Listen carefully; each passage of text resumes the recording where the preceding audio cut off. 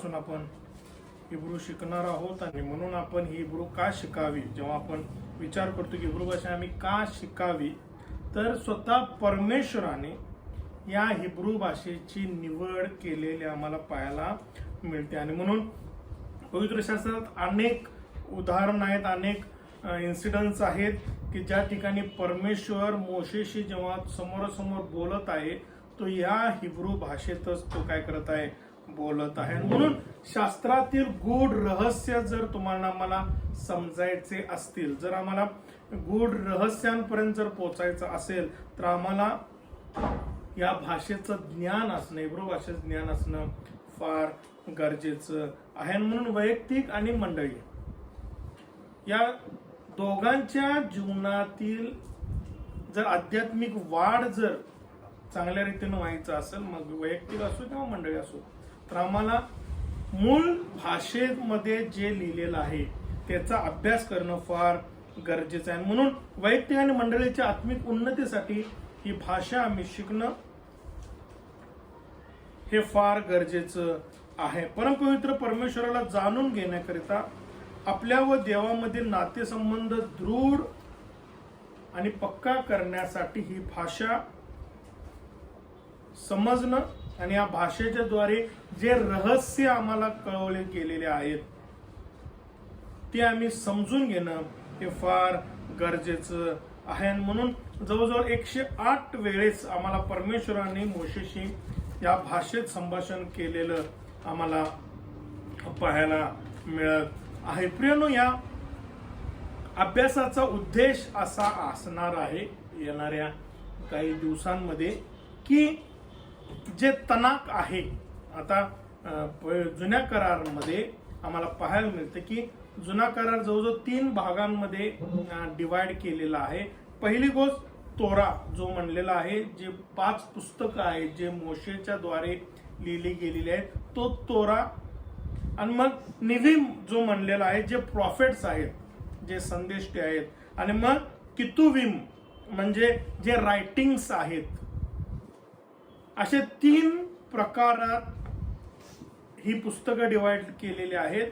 आणि या तिघांना मिळून तनाक म्हणजे तोरा मधला टीए, निविम मधला एनए आणि कितुविम याच्यातला केएच असा तो तनाक हा शब्द हिब्रू शब्द झालेला आहे. त्यामध्ये 3 येतात. म्हणजे तोरा, त्यामध्ये इन्स्ट्रक्शन्स आहेत, त्यामध्ये नियमशास्त्र आहे, लॉ आहे. निविम मध्ये प्रॉफिट्स आहेत, संदेष्टे आहेत. आणि मग कितुविम मध्ये रायटिंग्स आहेत. आणि म्हणून जुन्या करारातील ही जी हिब्रू भाषा आहे, जे मूळ भाषा आहे, ती जर आम्हाला नीट समजून घ्यायची असेल तर आम्हाला या भाषेचा अभ्यास करणं गरजेचं आहे. म्हणून पवित्र शास्त्र आणि त्यामध्ये तनाक जो आम्ही म्हणत आहे, जुना करार, तो अधिक नीट समजण्यासाठी आम्हाला ती मूळ भाषा आम्हाला समजून घेणं हे फार गरजेचं आहे. म्हणून हिब्रू भाषेचे काही विविध पैलू आम्ही अभ्यासणार आहोत, ज्याद्वारे पवित्र शास्त्र कसं वाचायचं ते आम्ही काय करणार आहोत, शिकणार आहोत. या अभ्यासामध्ये आम्ही विमानाला काय म्हणतात नाही काय, हिब्रू इकडे यायला जा, जेवलास का, ह्या भाषा आम्ही शिकणार नाही, कारण ती आपण कधी बोलायला जाणार नाही. पण आम्ही आमच्या उद्देश अभ्यासाचा हा असणार आहे की बायबल कसं वाचायचं हिब्रू मध्ये, त्याचा अर्थ कसा, त्या खोलापर्यंत कसं, त्या गूढ रहस्यापर्यंत कसं जायचं, हा या अभ्यासाचा काय असणार आहे, विशेष उद्देश आपला असणार आहे. आपल्याला हिब्रूतलं काही माहित नाही, तिथून आपण सुरू करून आपण बायबल वाचायला येईल इथपर्यंतचा अभ्यास आम्ही या अभ्यासक्रमात काय करणार आहोत, घेणार आहोत. आता आपण 3-4 प्रकारचे हिब्रू लिखाण केलं जातं, पण आपण जे आपण अभ्यासणार आहोत ते बॅबिलोनियन स्क्रिप्ट आहे, जे अरेमिक स्क्रिप्ट आहे, ती स्क्रिप्ट आम्ही अभ्यासणार आहोत. जे हिब्रू बायबल ज्या स्क्रिप्ट मध्ये लिहिलेलं आहे त्या स्क्रिप्ट मधचा अभ्यास आम्ही करणार आहे. आता हे का गरजेचं आहे आम्हाला समजणं फार गरजेचं आहे की आम्ही हिब्रू भाषा का शिकावी. कारण बऱ्याच वेळेस आम्ही अभ्यास करत असताना आम्हाला गोंधळ होतो. काही वचनं वाचतो तेव्हा आम्हाला हे अर्थ समजत नाहीत. त्याचं सगळ्यात महत्वाचं कारण आहे आणि प्रत्येक भाषांतरामध्ये आम्हाला वेगवेगळे अर्थ निघलेले काय करतो आम्हाला पाहायला मिळतं. त्याचा मेन उद्देश किंवा त्याचा मेन प्रॉब्लेम कुठं आहे तर आपल्याला पाहायला मिळतं की दोन फिलॉसॉफी वेगवेगळ्या आहेत. जग दोन फिलॉसॉफीमध्ये काय झालेलं आहे, डिवाइड झालेलं आहे. एक वेस्टर्न आणि एक ईस्टर्न, पूर्वेकडचं आणि पश्चिमेकडचं तत्वज्ञान फिलॉसॉफी आहे. आता आम्हाला पाहायला मिळतं की जे पूर्वेकडचं तत्वज्ञान आहे, जे ईस्टर्न कल्चर आहे, ते सगळ्यात जुनं कल्चर आहे. हे एकदम प्राचीन काळापासूनची संस्कृती आहे. पण ही वेस्टर्न कल्चरचा जेव्हा आम्ही अभ्यास करतो, फिलॉसॉफीचा अभ्यास करतो, आम्हाला पाहायला मिळतं की ख्रिस्तपूर्व 6व्या शतकामध्ये 6th सेंचुरीमध्ये या पाश्चिमात्य संस्कृतीचा उदय किंवा सुरुवात झालेली आम्हाला पाहायला मिळते. ती कुठून झालेली आहे, ग्रीक मधून. आणि म्हणून ते ग्रीक फिलॉसॉफर्स जे आहेत त्यांनी ग्रीक फिलॉसॉफी आणली वेस्ट, आणि तिचंच नाव आज वेस्टर्न फिलॉसॉफी आपण आपल्याला पाहायला मिळते की पाश्चिमात्य संस्कृती ही उदयास आलेली आहे. आता आम्हाला पाहायला मिळतं की ही जी हिब्रू भाषा आहे ही ऍक्च्युली वेस्टर्न नाही तर ईस्टर्न आहे, पूर्वेकडची आहे. आता पूर्वेकडचं म्हणजे आपण सगळ्यात जवळचं पूर्व कुठलं आहे, इस्रायल आहे, इजिप्त आहे. तुम्ही आणि आम्ही मिडल मध्ये येतो पूर्वेकडचं. आणि मग एकदम शेवट कोण आहे, चायना आहे,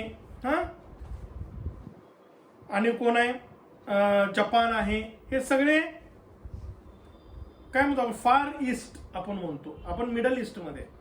आणि मग इस्रायल हे जरा एक जवळ आहेत एकदम. आणि म्हणून ही मुळात हिब्रू भाषा ही ईस्टर्न कल्चरमध्ये पूर्वेकडच्या संस्कृतीमध्ये आहे. पण प्रॉब्लेम असा झालेला आहे की जेव्हा याचं ट्रान्सलेशन झालं ते कुठे गेलं, वेस्टर्नला गेलं, वेस्टर्न कल्चरमध्ये गेलं. आणि मग वेस्टर्न मधून ईस्टर्न मध्ये परत आलेलं आहे. आणि म्हणून हे जे कल्चरमध्ये बदल झाल्यामुळं आम्हाला बऱ्याच वेळेस या वचनांचा अर्थ लागत नाही. म्हणजे हिब्रूतून इंग्लिशला गेलं, इंग्लिश म्हणून परत मराठी कुठला आहे, ईस्टर्न कल्चर आहे. बघा, ईस्टर्न वरून वेस्टर्न झालं, वेस्टर्न वरून परत ईस्टर्न झालं. प्रत्येक जाताना त्याचं कल्चर काय झालेलं आहे, बदललेलं आहे. आणि म्हणून आता जे आमच्याकडे जे बायबल आहे ते ट्रान्सलेशन मध्ये फार फरक आहे. आणि म्हणून जर आम्हाला देवाच्या मूळ अर्थामध्ये जर जायचं असेल की हा शब्द लिहिण्यामागं परमेश्वराचं काय योजना होती किंवा पवित्र आत्मा काय प्रगट करू इच्छित आहे, तर लेखकांच्या जेव्हा ते लिहित होते तेव्हा ते काय उद्देश होता आणि आज आम्ही जे वाचत आहोत तो उद्देश आहे का, तर आम्हाला पाहायला मिळतं की बरंच त्यामध्ये फिल्टर झालेलं आहे. म्हणून जर आम्हाला देवाच्या मूळ उद्देशांकडे जर जायचं असेल, तर त्या मूळ उद्देशामध्ये जर आम्हाला अभ्यास करायचा आहे, त्यात मुळावायचं आहे, तर आम्हाला ही भाषा समजणं आणि ती अवगत असणं, बोलायला येऊ न येऊ, पण आपल्याला याचा अर्थ आणि बायबल वाचायचं कसं किंवा त्याचा अभ्यास करायचा कसा, हे आपल्याला हा उद्देश या बायबल स्टडीचा असणार आहे. दुसरी गोष्ट, आपण याच्यात वोकॅब्युलरी, आपण शब्दसंग्रह आपण अभ्यासणार आहोत. तोही ह्याच्यात नाही, आपण जे बोलतो ते नाही, तर बायबल मधले जे वोकॅब्युलरी आहे, बायबल मधले जे शब्द आहेत, त्या दृष्टिकोनातूनच आम्ही काय करणार आहोत, अभ्यास करणार आहोत. आता हिब्रू भाषेमध्ये 22 अल्फाबेट आहेत. किती आहेत, 22. तर या 22 अल्फाबेटचा आपण अभ्यास सुरू करणार आहोत. आणि जसं इंग्लिशमध्ये अल्फाबेट्स आहेत आणि काय आहेत, वॉवल्स पण आहेत, नाही का. प्रत्येक अल्फाबेटला वॉवल्स जोडणं गरजेचं आहे, बरोबर आहे. तसे हिब्रू भाषेमध्ये वॉवल्स सुद्धा आहेत, अल्फाबेट सुद्धा आहेत, पण प्रत्येक अल्फाबेट हा एक वॉवल सुद्धा आहे. हिब्रू भाषेमध्ये प्रत्येक अल्फाबेटचा एक उच्चार आहे. त्यामुळं आम्ही त्या दृष्टीने सुद्धा काय करणार आहे, अभ्यास करणार आहोत. हे आता पहिला अल्फाबेट जे आहे त्याला अलेफ म्हणलेला आहे. आणि आम्ही बऱ्याच वेळेस शिकलेलो आहोत की येशू ख्रिस्त म्हणतो मी अलेफ आणि ताव आहे, अल्फा आणि ओमेगा आहे. आणि म्हणून आम्हाला पाहायला मिळतं की पहिला शब्द कोणता आहे, तर अलेफ आहे. आता तो अलेफ लिहायचा कसा, सोपा आहे.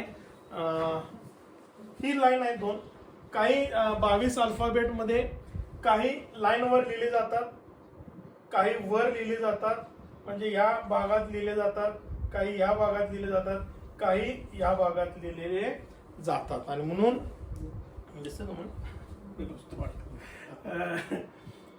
तर कोणकोणते अल्फाबेट्स आपण वर लिहिणार आहे, लाईन वर लिहिणार आहे, काय वर लिहिणार आहे, काय वर आणि खाली, असे 3 प्रकारे अल्फाबेट लिहिले जाणार आहेत. आणि त्याचा अभ्यास आम्ही करणार आहोत. आता पहिला आहे अलेफ, जो लाईन वर लिहिला जातो. आता तो साधा एक आडवी रेष अलेफ, किंवा तुम्ही असं करू शकता, असं करू शकता, असं करू शकता. पहिली लाईन आडवी, नंतर एक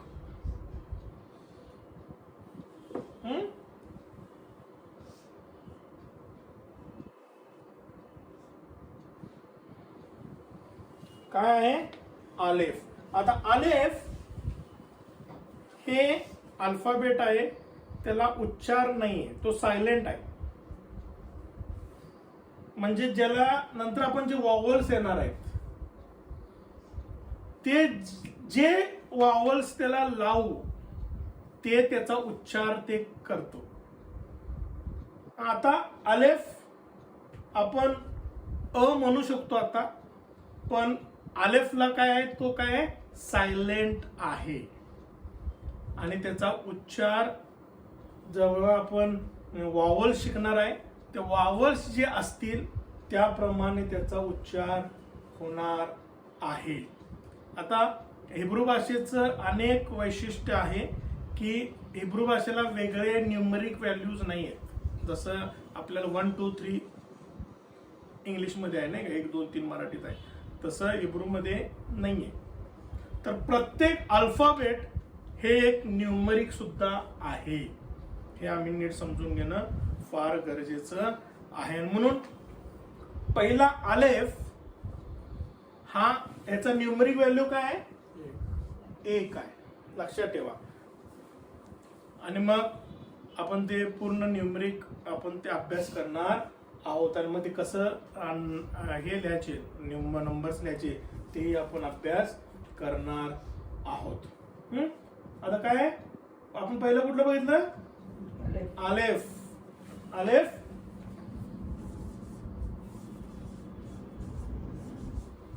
अलेफ करताय प्रॅक्टिस जरा, ओके. आता तुम्हाला ते चित्र हे दिलं होतं आपण नाही का, पिक्टोग्राम दिलं होतं ना. आता सगळ्यात पूर्वी हे आता कसं झालं, हे मॉडर्न हिब्रू आपण जे म्हणतो त्यामध्ये आणि लेट हिब्रू किंवा आणि मग आपण काय म्हणतो मिडल एज मध्ये, तर आपण जेव्हा हे बघतो की हे आता जुना करार हिब्रू मध्ये ह्या लिपीमध्ये लिहिलेला आहे. पण आता जर मॉडर्न हिब्रू वेगळे आहे, जी लिहिली जाते ती वेगळी आहे. पण बायबल मध्ये जी आता जी हिब्रू बायबल मिळतात ती आपण स्क्रिप्ट बघत आहोत. हे अरेमिक स्क्रिप्ट आहे. आता हे प्राचीन काय होती, तर प्राचीन पेलिओ जे चित्र होते, हिब्रू भाषेमध्ये चित्र आहेत. आता ह्याचं चित्र काय आहे, तर ऑक्स आहे. हा असा ऑक्स आहे. आणि प्रत्येक अल्फाबेटला एक चित्र आहे. पूर्वी ते चित्र होतं, मग ती चित्राचा ऍडव्हान्स होत होत होत ती काय झाली, स्क्रिप्ट मध्ये आलेली आहे. आता आपण अभ्यास करताना हे फार महत्वाचं आहे की हे शब्द बोलतात, हे शब्द आम्हाला अनेक गोष्टीचं प्रकटीकरण देतात, आणि परमेश्वराचा उद्देश काय आहे या शब्द लिहिण्याच्या मागचा हे आम्हाला प्रगट करतात. आणि म्हणून जे पिक्टोग्राम आहे, जे पिक्चर आहे त्या करस्पॉन्डन्स त्या अल्फाबेटला, हे फार महत्वाचे आहेत. आणि म्हणून आम्ही अभ्यास करताना हे अलेफ जेव्हा म्हणणार आहे तेव्हा आपल्याला काय समजलं पाहिजे, ऑक्स हेड, ऑक्स नाहीये तर ते कशाचं आहे, बैलाचं डोकं आहे. बैलाचं डोकं आहे. आणि म्हणून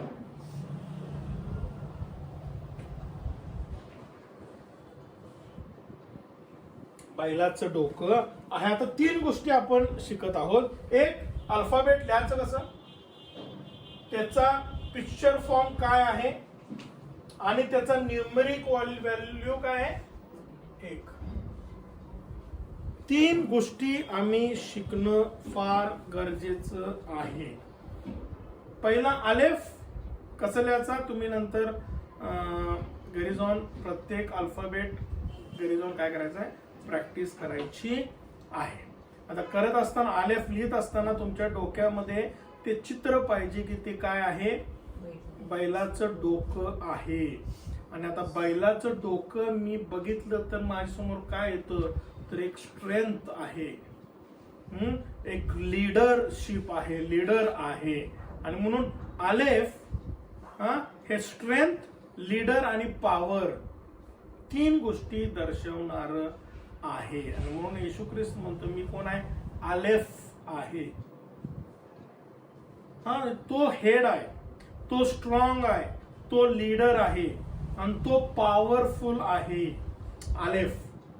आणि म्हणून तो कोण आहे, 1 आहे. समजतंय. आता अलेफ 1 आहे, आणि अलेफ 1000 सुद्धा आहे, लक्षात ठेवा. समजलं. आणि म्हणून देवाचं वचन सांगते परमेश्वरात एक दिवस कसा आहे, समजलं. आता हे हिब्रू आम्हाला समजलं, ते समजते आपल्याला ते वचन की ते 1 आणि 1000 एकच आहे देवाच्या दृष्टीने. आणि म्हणून ह्याची व्हॅल्यू 1, अलेफ 1 सुद्धा आहे आणि 1000 सुद्धा आहे. आता ते 1000 आहे कसं समजायचं, ते अलेफच्या वर एक कांडी वर अशी लावली जाते, ते समजायचं की ती 1000 आहे, अलेफच आहे. फक्त तो 1 कुठला आणि 1000 कुठला आहे त्याला डिस्टिंग्विश करण्यासाठी तो पॉइंट वर रेस दिलेली आहे. आणि म्हणून आम्हाला पाहायला मिळतं की बायबल किती अद्भुत आहे की जेव्हा आम्ही परमेश्वराला 1 वर्ष 1000 वर्षासारखं आहे म्हणतो, किंवा एकाला 1000 आहे, हे कुठून आलेलं आहे, तर त्या पहिल्या शब्दामध्येच ते आम्हाला आणि तुम्हाला ते परमेश्वराचं अंतःकरण किंवा परमेश्वराची योजना आपल्याला प्रकट केलेली आहे. आणि म्हणून ह्या 3 गोष्टी आम्ही अभ्यासायच्या आहेत. एक, अलेफ काय आहे ते कसं लिहायचं, दुसरी गोष्ट त्याचं पिक्टोग्राम काय आहे, आणि तिसरी गोष्ट त्याची न्यूमेरिक व्हॅल्यू काय आहे. आता फक्त अलेफच असं आहे की त्याच्यात 2 न्यूमेरिक व्हॅल्यू आहेत, 1 आणि 1000 आहेत. आता दुसरा शब्द आपण बघणार आहोत. तुम्ही बेथ, बेथ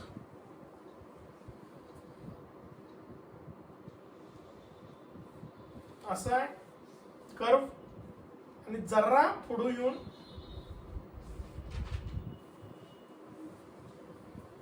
हा कर्व असा आहे.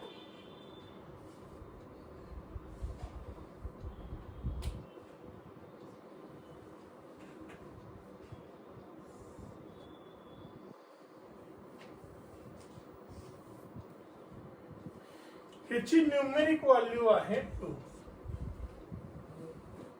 Numeric value 2.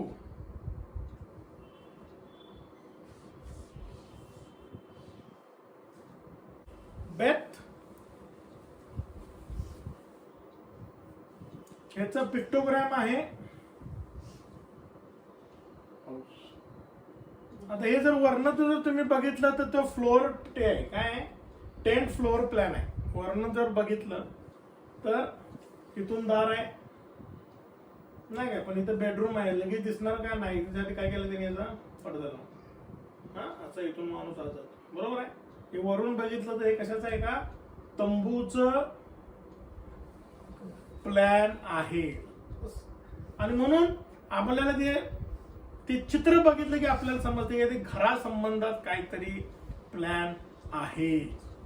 हा आता हे हिच्याकडे पण बघा, तुम्हाला ते असं झोपडीसारखं दिसतं नाही का, टेंट सारखं दिसत आहे. आता बेथ आपण घर म्हणतो नाही का, बेथ म्हणजे घर. बेतेल देवाचं घर, बेथलेहेम भाकरीचे घर. आता बेथ, आता लक्षात ठेवा काही अल्फाबेट्स आहेत हिब्रू भाषेमध्ये की ज्यांच्यामध्ये एक डॉट दिला जातो, त्याला दागेश म्हणतात, दागेश. आता हा वेगवेगळ्या ठिकाणी असतो, कधी वर असतो, कधी मध्ये असतो, कधी खाली असतो. हा दागेश वेगवेगळ्या कारणासाठी वापरला जातो. आता हा दागेश वापरलं जाणारं पहिलं अल्फाबेट आहे बेथ. आता दागेश कधी वापरलं जातं,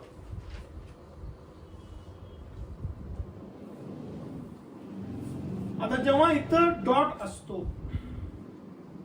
आता इथं बेथ 2 प्रकारे लिहिलं जातं आणि 2 प्रकारे उच्चारलं जातं. आता जेव्हा दागेश असेल तर त्याचं प्रोनाउन्सिएशन बेथ, बेथ, ब, ब. आणि जर डॉट नसेल तर वेथ, वेथ आणि बेथ. आता 2 एकच शब्द आहे. तुम्हाला बायबल वाचताना 2 एका कधी डॉट एकाला असणार, एकाला असणार नाही. जेव्हा डॉट आहे तेव्हा बेथ, डॉट नाही तेव्हा वेथ. हे सगळे गट्रल आहेत. कशातून हे शब्द बोलले जातात. आणि हिब्रू भाषेचं हेच वैशिष्ट्य आहे की ही प्राचीन भाषा असल्या कारणानं वेगवेगळे डायलेक्ट आहेत आणि वेगवेगळे प्रकार आहेत. आणि तुम्हाला आपल्याला पाहायला मिळते की शास्त्रींच्या 12व्या अध्यायामध्ये नाही का, ते हिब्रूच बोलत होते, पण त्यांना समजलं कोण आपले आहेत आणि कोण आपले नाही आहेत. का, कारण त्यांचे बोलण्याचे ते उच्चार, भाषा एकच होती पण उच्चार वेगवेगळे आहेत. डॉट दिसला की ब, हा बेथ, आणि डॉट नाहीये तर व, दागेश. डॉट आहे तर दागेश म्हणायचं. पण डॉट वेगवेगळ्या कारणासाठी वेगवेगळ्या याच्यात वापरले जातात आणि ते आपण हळूहळू शिकणार आहोत. आता याचं पिक्टोग्राम काय आहे, घर आहे किंवा टेंटचा फ्लोर प्लॅन आहे. टेंट म्हणू शकता, हाऊस म्हणू शकता, किंवा हाऊस, टेंट, फॅमिली म्हणू शकता, घर म्हणू शकता. हे बेथ आहे. आता झालं, प्रॅक्टिस झाली. आता आपण एक शब्द लिहूया, तुम्ही वाचायचा आणि प्रोनाउन्सिएशन करायचं.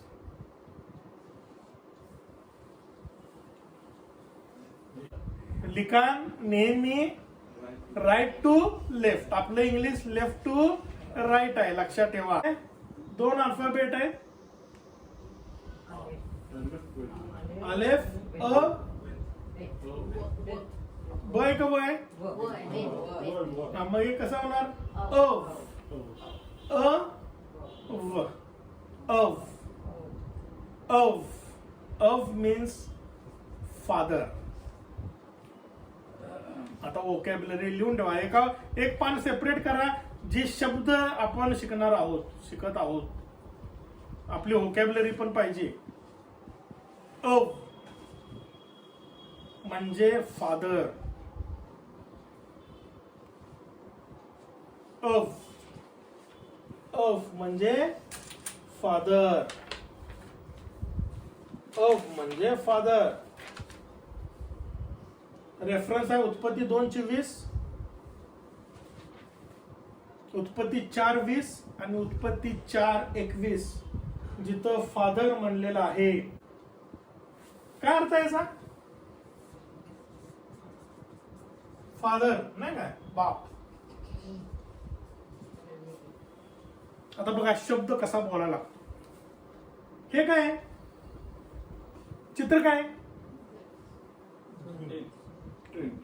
टेंट.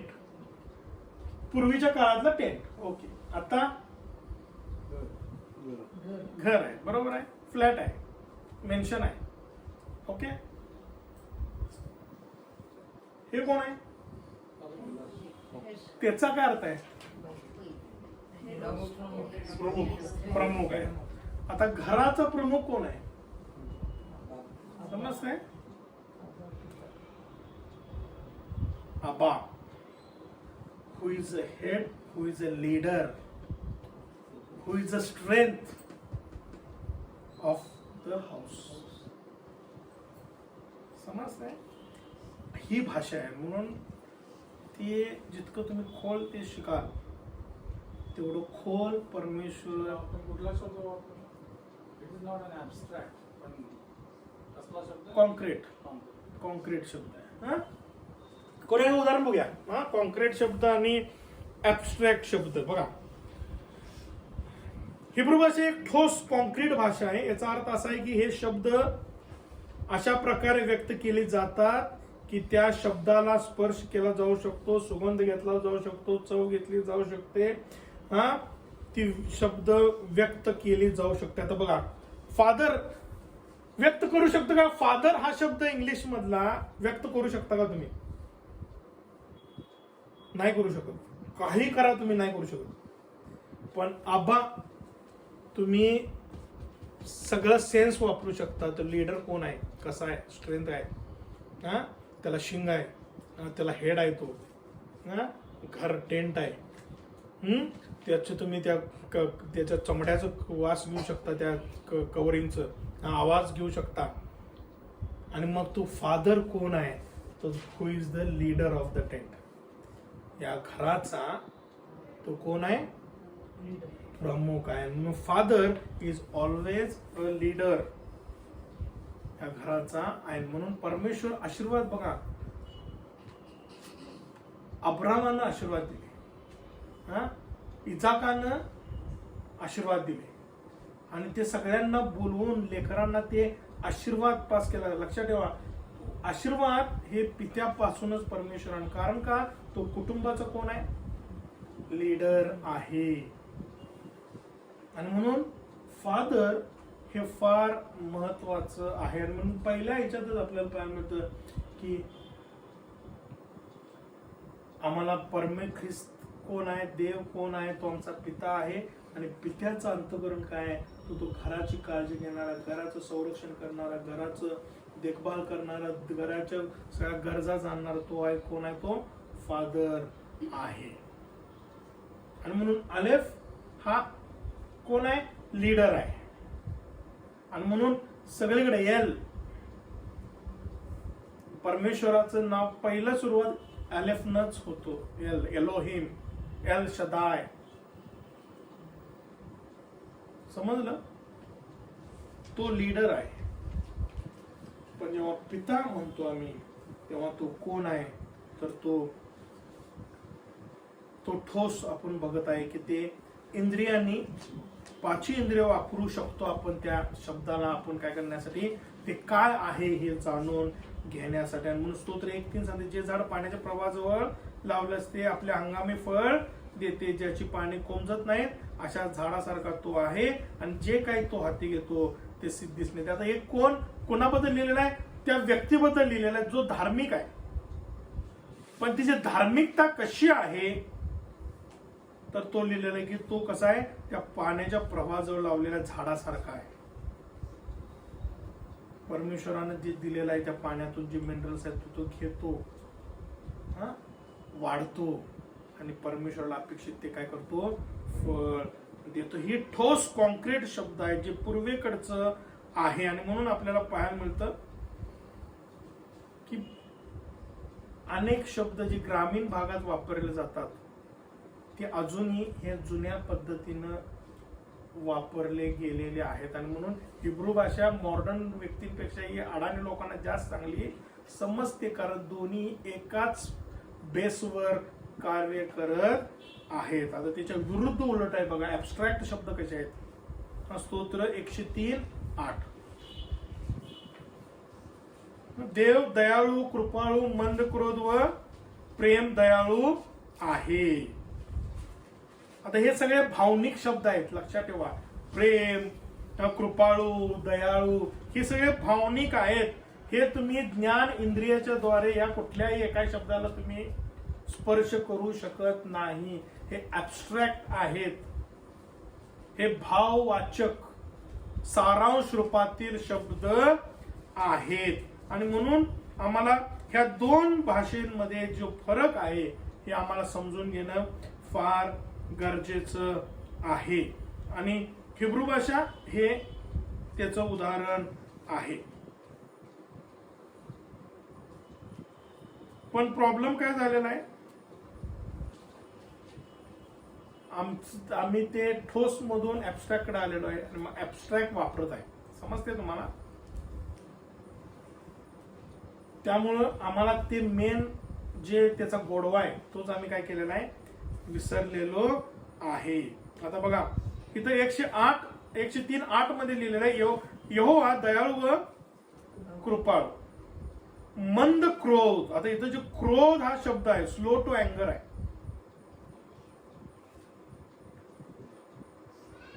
स्लो टू अँगर, तिथं जे अँगर आहे ना, स्लो टू अँगरला अफ हा शब्द आहे, हिब्रू शब्द आहे. आणि तो आम्हाला जर शोधला तर आम्हाला समजतं की स्लो टू अँगर आपल्याला काय समजत नाही, पण तो ओरिजिनल शब्द तिथं जे हिब्रू आहे अफ म्हणजे फ्लेअरिंग ऑफ नोज, नाक फुगवणे. आता समजलं. आता ते जर ग्रीक हिब्रू मध्ये लिहिलं असतं परमेश्वर त्याचं नाक फुगवत आहे, आम्हाला बायबल समजलं असतं का काय? हा पण परमेश्वराची इच्छा आहे. आणि म्हणून पूर्वीची भाषा हे पिक्टोग्राम मध्ये होती, चित्र होते. मग ते मॉडर्न होत होतो ते जेव्हा ते बाबेलमध्ये बंदिवासात गेले तेव्हा तिथं ही स्क्रिप्ट तयार झाली जी वापरली जात आहे, पण आता मॉडर्न मध्ये बदललेली आहे. अफ त्यात अलेफ आहे आणि पे आहे, त्याला आपण नंतर शिकणार आहे कसं त्याचं फायनल फॉर्म आहे. पण मी काय सांगत आहे की फ्लेअरिंग ऑफ नोज म्हणजे राग येतो म्हणजे काय होतं, ते नाक आम्ही काय करतो, फुगवतो ना, असं करतो नाही का. आता बघा मंद क्रोध पण शब्द आहे आणि इथं फ्लेअरिंग ऑफ नोज पण आहे. आपल्याला कुठलं लगेच समजतंय? फ्लेअरिंग ऑफ नोज. आपण या पाचही इंद्रियांना आपण बघू शकतो, वास घेऊ शकतो, श्वास घेऊ शकतो, आवाज घेऊ शकतो, नाही काय, नाक फुगवल्याचं सगळं. आणि म्हणून दोन मेजर डिफरन्स आहेत दोन्ही लँग्वेज मध्ये, की आम्ही हिब्रू भाषेतला प्रत्येक शब्द आमच्या पाचही इंद्रियाच्या द्वारे आम्ही काय करू शकतो, आम्ही ते ओळखू शकतो किंवा आम्ही समजू शकतो. आता वॉवल्स 1-2 बघूया आपण. वॉवल्स आपण बघूया. आता 2 अल्फाबेट्स आपण बघितले. आता वॉवल्स नेहमी 3 ठिकाणी लिहिले जातात. 1 2 3 डॉट आपण म्हणलं 3 ठिकाणी दिले जातात. डॉट असतील, बारीक लाईन असेल, त्याच आपण शिकणार आहे. आता सगळ्यात जास्त लिहिलं जातं म्हणजे बारीक रेष, ह्याच्या खाली किंवा ह्याच्या खाली. वॉवल्स, त्याला पाता म्हणायचं. पाता, PATHA, पाता. रेषेला बारीक बारीक रेष. आणि हे जिथं येतं AEIOU वॉवल्स आपल्या इंग्लिश मध्ये आहेत नाही, तसं हे आता वॉवल्स आहे. प्रत्येक अल्फाबेट याच्या खाली एक वॉवल आहे. अंकल व्यंजन, स्वर स्वर स्वर, अल्फाबेट व्यंजन. आणि मग हे, आणि मग बोलताना ब आलेफचे असेल तर आता हे सायलेंटच आहे, लक्षात ठेवा. आलेफ हा नेहमी सायलेंट आहे. तो नेहमी जो वॉवल असतो त्याचा आवाज घेतो. आता याचं काय आहे, हॅड मधला हॅड, हॅड हॅड मधला याचा उच्चार कसा आहे,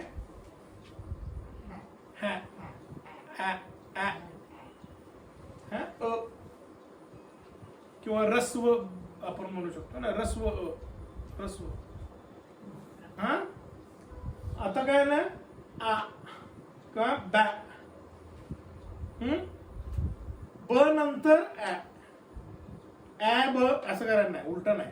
पहिलं व्यंजन आणि मग स्वर. आणि वाचताना असं वाचायचं नाही, वाचताना उलटल्याच.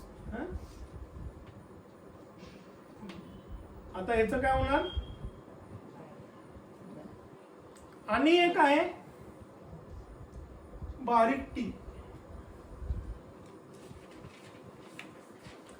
त्याला कामेस म्हणतात. त्याचही टॉप अ हे उच्चार आहे. आता हे दोन तुम्हाला नेहमी दिसणार, आणि दोन्हीच जवळजवळ अ हे प्रोनाउन्स उच्चार आहे. आणि म्हणून तुम्ही जर हिब्रू बायबल बघितलं, तुम्हाला सगळीकडे मॅक्झिमम कामेस आणि पता हे दोन तुम्हाला दिसणारच दिसणार. आणि म्हणून QAMES कामेस आणि पाता, कामेस आणि पाता. आता आलेफ कसा आहे, हे वाचा,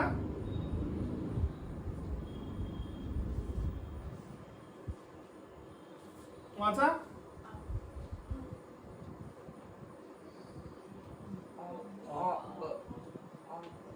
अब अब अब बा, अब बा. आता हेचा सूर बदलला, समजलं. अब म्हणजे काय, डॅडी.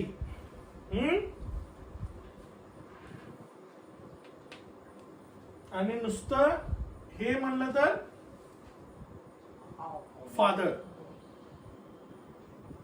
औपचारिक किंवा काय म्हणतो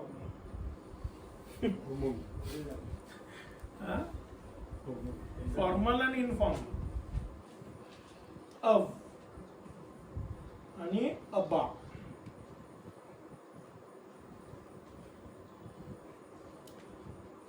आता हे प्रॅक्टिस करा. आता किती वॉवल शिकलो आपण, हे काय कामेस, हे काय पाता, आणि 2 डॉट पण येतात, 2 डागेश. इथं 1 डॉट होता, इथं 2 डॉट आले, त्याला काय म्हणायचं, सेरे. TSERE सेरे. सेरे. सेरे. प्रत्येक याच्या खाली आणि एक त्यांची पोझिशन एकच आहे बरं का. प्रत्येक याच्या अल्फाबेटच्या खाली वर खाली तिरकं बिरकं कुठं ना बरोबर याच्या खाली हा TSERE. ह्याचा उच्चार ई AI हा हा म्हणजे दी. THEY दी म्हणतो ना आपण. ई हा सॉफ्ट कर. ई आता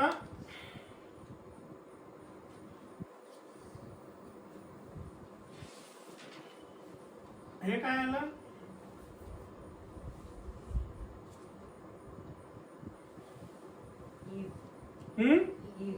ईब. आता बदललं. नाही आता हा झाला ई झाला. ईब. काय झालं. ईब. आता घ्या व्होकॅब्युलरी. ईब याचा अर्थ आहे फ्रूट. ईब.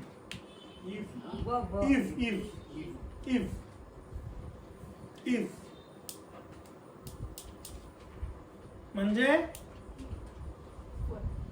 फ्रूट किंवा फ्रेशनेस किंवा फ्रेश ग्रीन.